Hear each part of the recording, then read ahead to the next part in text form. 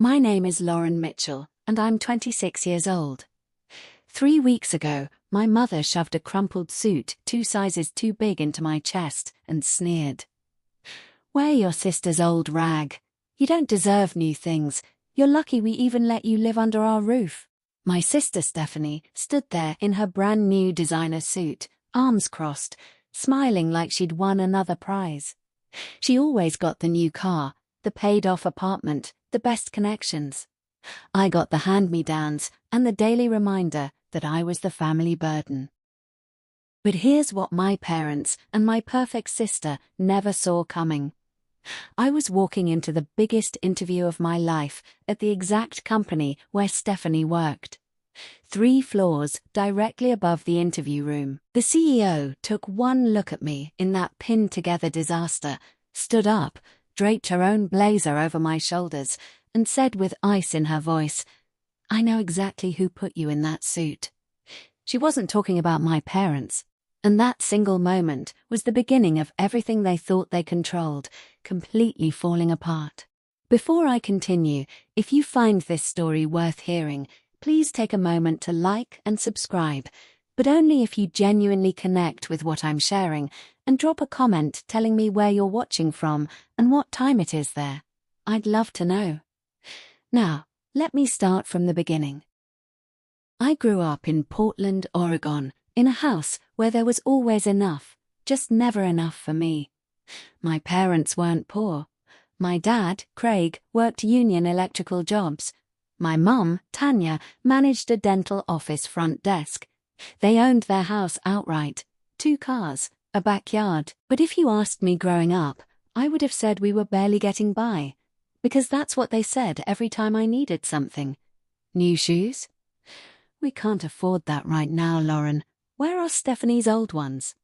A graphing calculator? Your sister's still works fine. A laptop for college? They gave me Stephanie's old MacBook.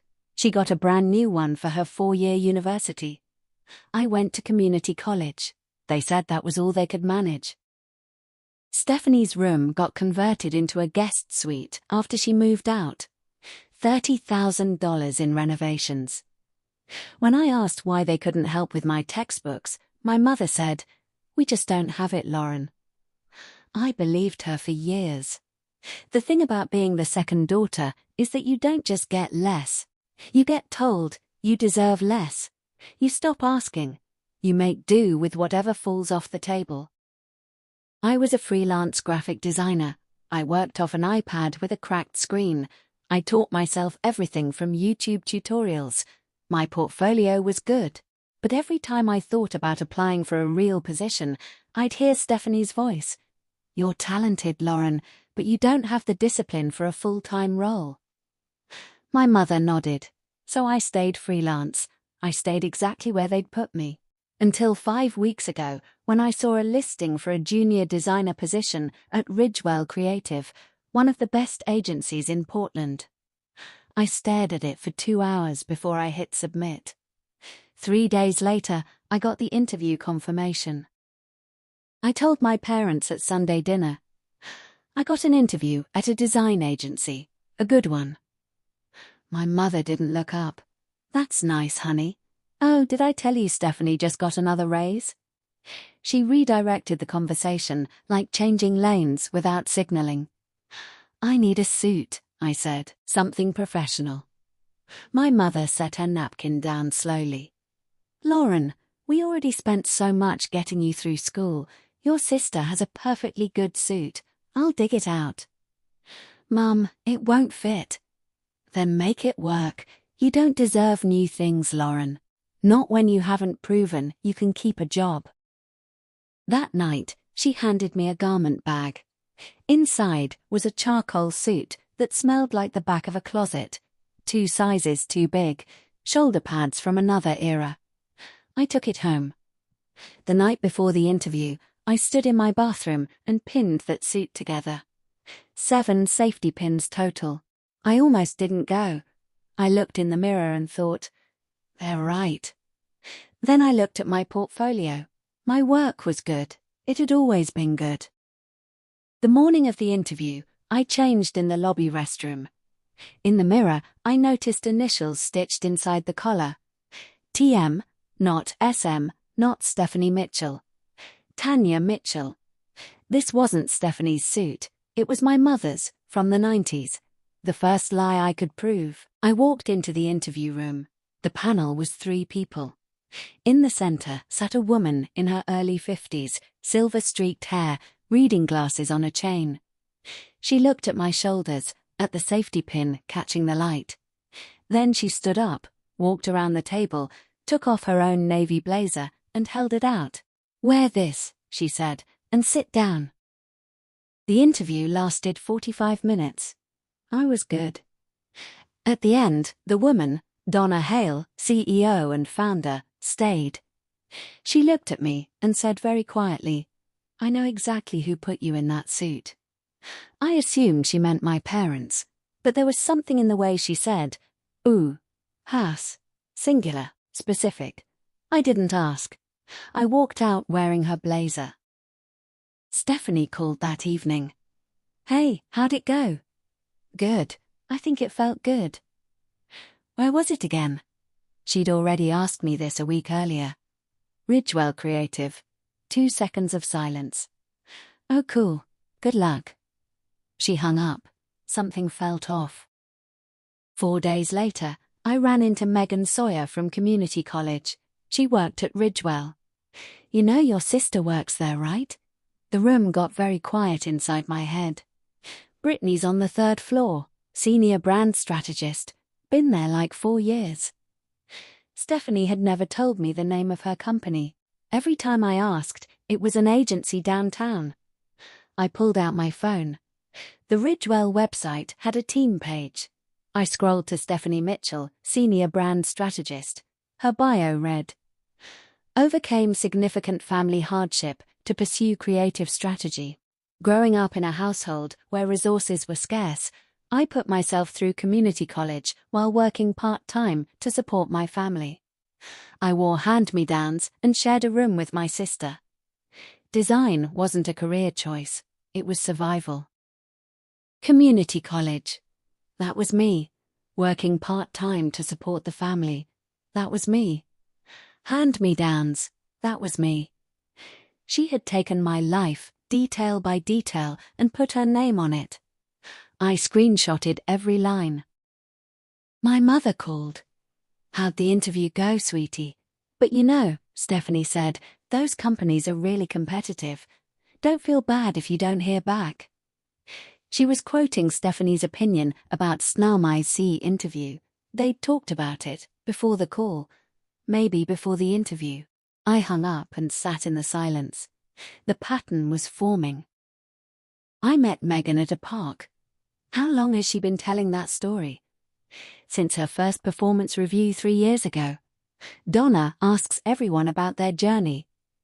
Stephanie turned hers into a whole hardship narrative. Donna ate it up. It became her brand. Megan paused. "Last week, right after your interview, Stephanie went straight to Donna's office and closed the door for 20 minutes. She never does that." Donna emailed me. "Ms. Hale would like to meet with you. This is not regarding your application." In her office, she said, "Tell me about your family." I told her about the hand-me-downs, the community college, the cracked iPad, the safety pins. I told her about the initials inside the suit. She listened. "Your sister told me a very different version. For 3 years, she's told everyone she grew up in poverty that she put herself through community college. I gave her a raise based on that story. When you walked in wearing that suit, I recognized the story. But I recognized the wrong version. That's why I gave you my blazer. When I said I know exactly who put you in that suit, I wasn't talking about your parents, I was talking about Stephanie." The next Sunday, I went to my parents' house. My mother left her phone on the counter. No passcode. I opened her messages to Stephanie. 3 days before my interview. She applied to my company, Mum. "Don't let her buy a new suit. Let her wear the old one. She'll bomb the interview and stop dreaming. Trust me." My mother's reply. "Okay, I'll handle it." I scrolled up. 2 weeks before, she's been talking about applying to agencies. Keep telling her freelance is more her speed. She listens to you. Mum. Tor. Already on it. Told her last week she doesn't have the discipline for full time. Eyes. I took screenshots. I put the phone back. I sat through dinner, smiled, nodded. Inside, I was holding a grenade. My mother hadn't made me wear that suit because we couldn't afford a new one. She'd said it because Stephanie told her to. The words, the humiliation, all of it. Designed by my sister. Executed by my mother. Monday morning, I slid my phone across Donna's desk. She read it. She told your mother to sabotage the interview, and your mother did it. Donna leaned back. I hired Stephanie 4 years ago. I promoted her twice. Her entire brand in this company is built on your life, and she tried to destroy you to protect it. She opened a folder. The position you interviewed for is still open. Don't tell your sister. Let me handle this properly. Donna called Stephanie into her office that afternoon. Tell me about your community college experience. Stephanie launched into the same story. Donna let her finish. Interesting, because I spoke with your sister, and she told a different story about who went to community college. Stephanie cried. Lauren has always been jealous of me. She's manipulative. But Donna had the screenshots. She verified with the college. No enrollment record for Stephanie Mitchell. 1 for Lauren Mitchell. 3.6 GPA. The meeting was on Friday. Conference room B, glass walls. Donna, the HR director, Megan as a witness. Stephanie walked in expecting a review. Donna presented the evidence, the enrollment record, the performance review quotes, then the screenshots. She dialed the conference phone. My mother answered. Mrs. Mitchell, this is Donna Hale. Did Stephanie send you a text asking you to prevent Lauren from buying a new suit? Silence. Then, yes, she did. Stephanie stood up. This is insane. She went through Mum's phone. She was shaking. I stood up. I didn't raise my voice.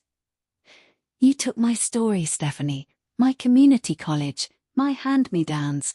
You turned my life into your brand, and then you made sure I'd walk in here looking exactly like what you told everyone I was. Someone who doesn't deserve anything new. But I'm the one who lived it. That story is mine, and you don't get to wear it anymore. Donna spoke. Stephanie, effective immediately, you are suspended pending a formal investigation. She left her Moleskine notebook on the table. She walked out. The entire open office watched through the glass. No one said a word. That evening, my mother called. You went through my phone. How could you do that to your own family? My father said in the background. Just let it go, Lauren. The family motto. I'm not letting it go, I said. I'm letting you go. If you want to talk to me again, it starts with the truth. I hung up. The next week, Stephanie was formally terminated. During the HR review, they discovered she'd been claiming a tax deduction for a dependent family member she didn't have. Second layer of fraud. Her LinkedIn went dark. Her Instagram went private. The last post before it disappeared was from the day I didn't get a freelance contract. Grateful for another big week. Hard work always pays off. She'd built her victories on my defeats. My parents lost both daughters that month. I stopped calling. Stephanie blamed them and stopped calling too. My aunt called. I should have said something years ago. I heard Stephanie on the phone with your mother. Don't let Lauren apply anywhere serious. She'll mess it up anyway.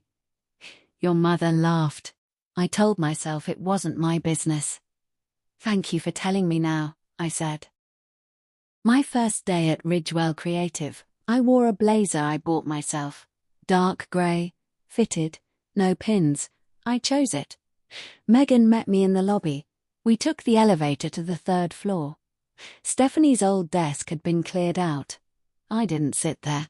I chose one by the window. My own space. Donna came by around 10 o'clock, nodded.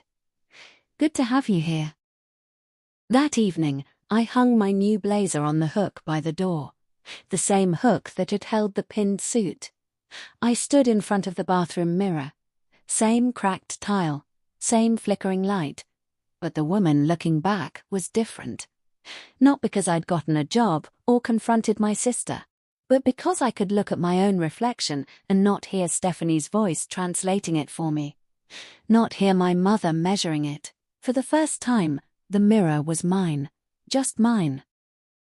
They gave me a suit that didn't fit and told me it was all I deserved. But the suit was never the problem. The problem was a family that needed me to stay small so one of us could feel big. I don't wear hand-me-downs anymore. Not the clothes, not the story. This one is mine.